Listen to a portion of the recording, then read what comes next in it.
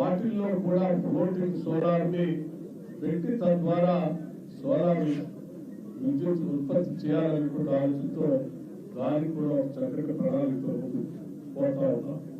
దీనికి సంబంధించి ఇప్పటికే ఇరిగేషన్ శాఖకి సమాచారం ఇవ్వాల్సిందిగా ఎనర్జీ శాఖ నుంచి పూర్తిగా వారికి కూడా లేఖ రాయడం జరిగింది. అలాగే భవిష్యత్తులో ఇంకా పెద్ద ఎత్తున హైడ్రోజన్ పవర్ సంబంధించి కానీ లేకపోతే పంప్ స్టోరేజ్ ప్రాజెక్టులు కానీ ఇతరత్ర హైడల్ పవర్ ప్రాజెక్టుతో పాటు విండ్ పవర్ కూడా సాధ్యమైనంత మేరకు రాష్ట్రంలో తీసుకొని రావడం కోసం రాష్ట్ర ప్రభుత్వం ప్రయత్నం చేస్తా ఉంది. తద్వారా ప్రపంచవ్యాప్తంగా ఉన్నటువంటి ఈరోజు గ్రీన్ ఎనర్జీని కొంత శాతం తప్పనిసరిగా పరిశ్రమలు వినియోగించాలని, తద్వారా ఆ పరిశ్రమలు ఉత్పత్తి చేసేటువంటి వస్తువులకి పరిగణలో తీసుకొని మార్కెటింగ్ చేసుకునే అవకాశాన్ని అభివృద్ధి చెందినటువంటి దేశాలు ఆహ్వానిస్తా ఉన్నాయి. కాబట్టి ఆ రకంగా మన దేశంలోకి, ముఖ్యంగా మన రాష్ట్రంలోకి వచ్చే పరిశ్రమలు కూడా గ్రీన్ ఎనర్జీని అందించే క్రమంలో థర్మల్ పవర్ తో పాటు గ్రీన్ ఎనర్జీని అందించే క్రమంలో పెద్ద ఎత్తున రాష్ట్రంలో ఈ గ్రీన్ పవర్ సంబంధించి కార్యాచరణ ప్రణాళికలు తీసుకొని ముందుకు పోతున్నామని చెప్పడానికి సంతోషిస్తా ఉన్నాం. ఇది విద్యుత్ శాఖ సంబంధించినటువంటి సమాచారం. మీ అందరికీ తెలిసింది, రాష్ట్రంలో రోజు రోజుకి డిమాండ్ పెరుగుతాం. విద్యుత్ ఉత్పత్తి చేయడం ఒక భాగం అయితే, ఉత్పత్తి చేసినటువంటి విద్యుత్ ని ట్రాన్స్మిట్ చేయడం అంటే సరఫరా చేయడం కూడా ఇంకొక ప్రధానమైనటువంటి అంశం.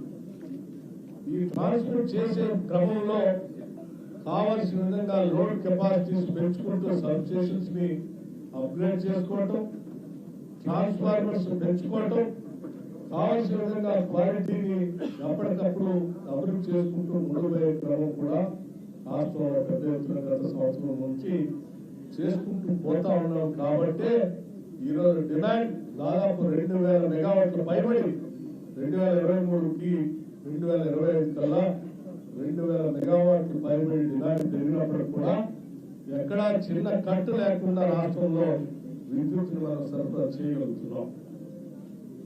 ఇది చేసే క్రమంలో ప్రణాళికాబద్ధంగా లైన్ మెన్ దగ్గర నుంచి సిఎండి వారికి, అట్లాగే ప్రిన్సిపల్ సెక్రటరీ ఎనర్జీ వారికి 24 గంటలు పబ్లిక్ అవసరాల కోసం పనిచేస్తున్న సిబ్బందిని ఈ సభ నుంచి పూర్తిగా అభినందిస్తా ఉన్నాను.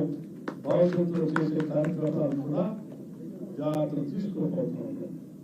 అట్లాగే ఈ శాఖలో పనిచేసేటువంటి ఉద్యోగస్తులందరూ కూడా కార్మికుల జీవితాలు కూడా ఇబ్బందికరంగా ఉంటుంది. కాబట్టి వాళ్ళకి సంబంధించి ఇన్సూరెన్స్ చేసే కార్యక్రమాలు కూడా చేపట్టాం. ప్రతి ఉద్యోగికి కనీసం ₹1,00,00,000 తగ్గకుండా ఇన్సూరెన్స్ చేసేటువంటి కార్యక్రమాన్ని కూడా పెద్ద ఎత్తున చేపడతా ఉన్నారు. రాష్ట్ర ప్రభుత్వం పైన భారం లేకుండానే, రూపాయి భారం లేకుండానే కార్మికుల శ్రేయస్సు కోసం ఈ ఇన్సూరెన్స్ ఇప్పటికే సింగరేణి కాలనీస్ లో పనిచేస్తున్న కార్మికులందరికీ ₹1,00,00,000 ఇన్సూరెన్స్ చేశాం.